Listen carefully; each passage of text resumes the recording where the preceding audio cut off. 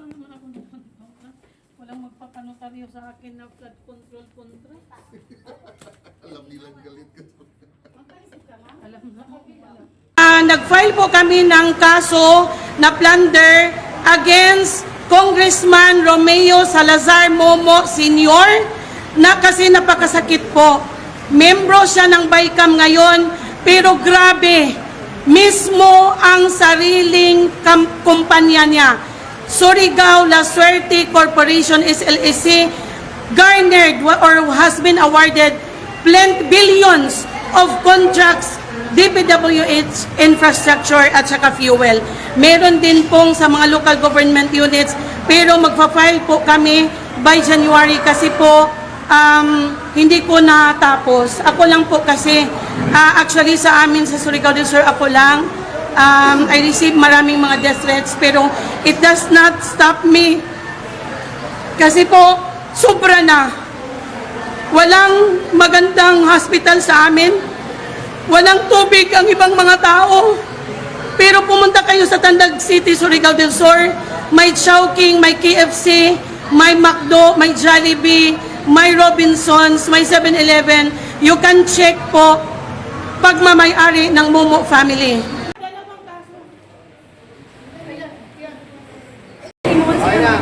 Para po sa kanang in Tagalog pa. Wait lang.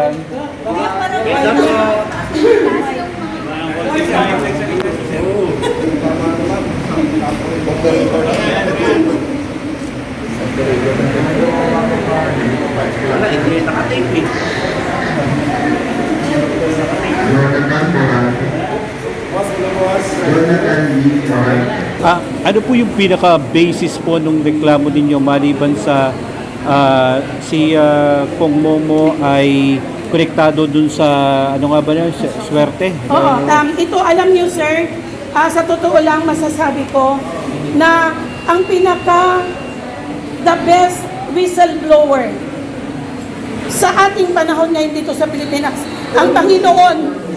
Bakit? Through Mother Nature. Bakit? Kaya natin na ang flood control, di ba? Dahil sa baha. Alam mo, recently, ang province ng Surigao del Sur, signal number 1 lang. Sa Verbena, yung Typhoon Verbena. Bagong lang ni Momo yung sa Madrid Union na flood control. Bagong turnover niya. Pero, nung Verbena na signal number 1 lang, wash out, nakita doon, maliliit na kabilya. Attorney, ano pong mga infrastructure projects yung connected kay Congressman? Flood control po ba? Or Marami flood control, mostly mga infrastructure, yung mga flood control. Andito naman po, marami naman po, hindi ko na maisa-isa, pasensya talaga. Overwhelmed ako kasi kagabi pa ako dumating from province. Ako lang ang nagbuhat. Kaya nagpasalamat po ako lang mag-isa. Nagpasalamat po ako sa Task Force Kasanag, na-meet ko lang siya kagabi, si Dr. John Chong. Salamat sir sa pagtulong mo sa akin. Kasi ma'am, kung papatayin po nila ako, kawawa, wala pong mangyayari. Buti na lang merong tao na, sorry naging emotional. Kasi wala akong tulong. Wala pong mangyayari sa pinagpaguran ko ng mga ebidensya. Attorney, bukod kay dating Yusek Momo, sino pa po ang mga kinasuhan ninyo? Marami po kami kinasuhan kasi actually kung tingnan nyo sa mga kontrata, grabe, it's so painful na the DPWH district engineers, the DPWH regional directors, the DPWH members of the PAC, members of the TWG, even the COA, makikita niyo po dito na ang pumirma ng kontrata between the government for DPWH is incumbent provincial board member Roel Darwin Momo. Alam mo na there is a problem because conflict of interest. According to the Constitution, bawal directly or indirectly na magkaroon ng pecuniary, yet you still allow. May bidding, pero anong nangyari sa bidding? Ba't niyo inallow ang family corporation ng isang congressman na magkaroon ng ganitong bilyon na awards? So yun po, marami po sila. As a matter of fact, meron pong mga local government units, mga mayors, mga head of offices doon na nakipagkontrata din. Meron din akong ebidensya, nakipagkontrata din po sa SLEC. Imagine, you are the governor of the province of Surigao del Sur. Then, you contracted with one of your provincial board members. Isn't it under the local government code? That is illegal. So, kung hindi po tayo gagawa, nag-antay po ako actually sa ICI, nag-antay ako, pero it's so painful. Can you just imagine, billions ang nakuha kong ebidensya, pero member siya ng BICAM. Kaya ito lang po ang pakiusap ko. Mahal na Pangulo, ikaw po ang unang nagsiwalat nito. Sana po bigyan niyo naman ng justisya ang mga Pilipino. Ako ay mga taxpayer. Magkano lang ba ang kita ko? Tapos nag-i-enjoy ang mga kongresista. Alam niyo po na bawal. Kung wala po kayong hiya, sana makonsensya naman kayo kasi I believe conscience is the inner voice of God. Sana naman makonsensya kayo. Maawa kayo sa mga tao.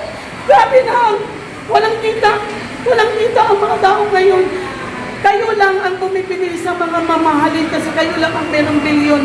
Paano naman ang mga tao? Mahal na Pangulo, meron po akong panawagan sa inyo, maawa po kayo sa tao.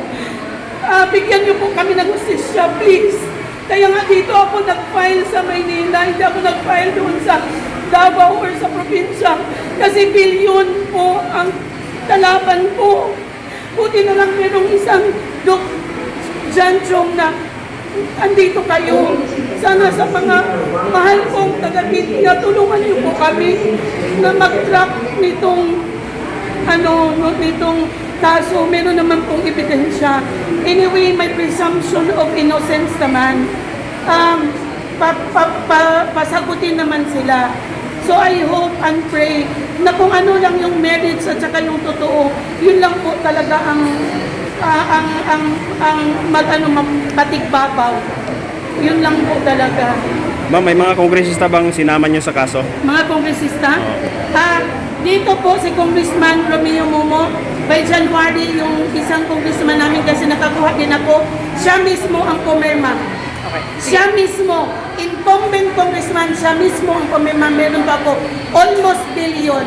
As a matter of fact, meron iba, sobra billion, wala akong nakuha ibang kontrata kasi hindi na nila ako binigyan despite the fact na request ako.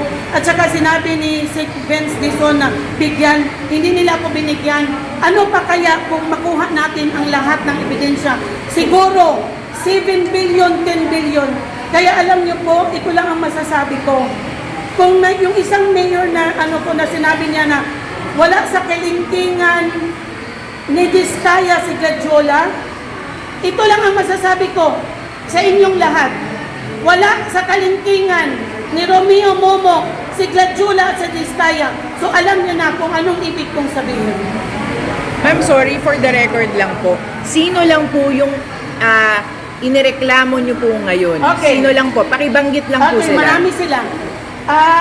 Primary conspirators, Surigao La Suerte Corporation, kasi as a corporation, they should be held liable para yung mga assets makuha natin, mabalik natin sa gobyerno. Romeo Salazar Momo Sr., yung congressman namin. Eleanor Darwin Momo, yung vice mayor namin. Romel Darwin Momo, yung provincial board member na AMO at president. Roel Darwin Momo, Ryan Lester Y. Momo, Melanie Joy Momo Gono, Romeo Darwin Momo Jr., yung municipal councilor na anak niya. Kasi dynasty din ito. Joselito B. Caballero, DPWH ito, DPWH officials, Noel P. Oclaret, Minda R. Roslinda, Noel C. Basanyes, Ruel P. Mantugan, Paul M. Dulos Santos, Alex B. Ramos, yung DPWH back chairpersons and members. Kasi bakit ko po sila sinama? Andon po ang mga firma nila sa kontrata.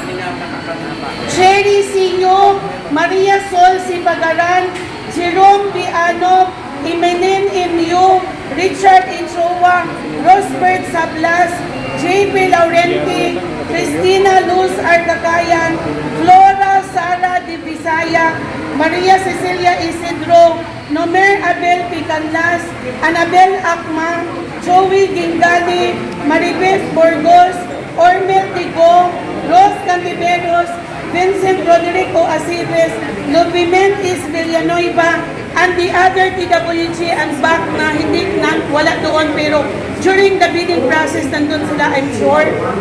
COA personnel, kasi bakit mo binigyan ng hindi mo binigyan ng notice of disallowance? Bakit nyo inalaw? Alam nyo that there is conflict of interest because walang hindi nakakilala na si Rowell Darwin Momo, President ng SSLC, is a incumbent provincial board member. Attorney Osman Midiamel, Attorney Felix M. Basalyahi Jr., Merny T. Peñaranda, and Glenn R. Cambray. Meron din akong kinasuhan na private person conniving with public officials, si Mr. Lawrence Sitting, yung sa L Sitting po na contractor kasi merong mga joint ventures agreement ang SLC with them. Actually, meron pang marami pero saka na lang sila kasi wala na talaga din parang gusto ko lang kasi napakasakit ko, ma'am. Apa. Contractor, member of the BICAM for the 2026 budget for the Filipino people. Apa. Yun lang. Ma'am, ano na lang po, dahil sabi niyo member ng BICAM po siya, tomorrow magko-convene na po yung BICAM. Ano na lang po yung mensahe ninyo? Dapat po ba sa tingin ninyo ay mapigilan na mapasama pa siya sa BICAM? Ano po yung gusto niyo sabihin? Dapat talaga sa speaker natin kay Speaker D, please naman po makinig kayo sa taga-probinsya na katulad namin. Ba't niyo po sinali yan? Ito na po, meron kaming mga ebidensya. Sana naman po makinig kayo sa amin. Please, Pangulong BBM, please po. Kahit hindi na mahiya, makonsensya na lang. Ma'am, ano na lang po yung, kumbaga, ikinatatakot ninyo kung mapasama pa po siya sa BICAM? Ay alam na natin, meron nga silang mga allocables, which is the latest pork barrel. Anong mangyayari sa Pilipinas? Alam na natin na bilyon-bilyon ng flood control na wala naman cost projects. If siya mapasama, ewan ko na lang kung anong mangyayari. Good luck na lang talaga sa lahat ng mga Pilipino, lalo na sa taga-probinsya ng Surigao del Sur. Okay, thank you, ma'am.